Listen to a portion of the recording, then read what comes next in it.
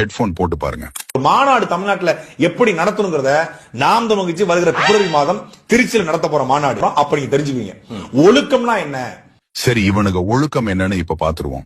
ஏன் செல்போன் எடுத்து பாரு, உங்களை ஓத்தவங்கம்மான்னு பேசுறதா இருக்கு. பிரபாகரன் இருந்த புகைப்படம் வந்து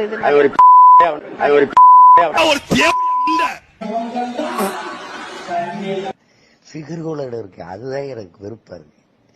நல்ல நல்ல ஃபிகரா இருக்கு, அது வெள்ளக்கார ஃபிகர்களா வச்சிருக்கா, அதுதான் வெறுப்பா இருக்கு.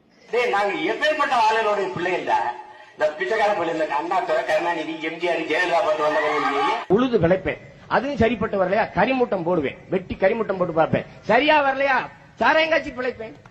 பிறந்த உடனே எல்லாம் சீனி தண்ணி சக்கரை தண்ணி எல்லாம் சேர்ந்து வைப்பாங்க, எனக்கு சாராயம் தான் தொட்டு வச்சுட்டாங்க. இந்த முந்த வெண்ட கலப்ப ரஜினிகாந்த் தெரியுமா? சொல்லு, எல்லாரும் தெரியுமா? சொல்லு, எல்லாரும் எழுதணும். உன்னையெல்லாம் உங்க ஆத்தா கன்னிப்பால் ஊத்து கொண்டிருந்தா இந்த நிலைமை வந்துட்டாரா உங்க ஆத்தா? உலகத்துல இந்த கல்லூரி வாசல கல்லுக்கடை வச்சு பாத்திரியா?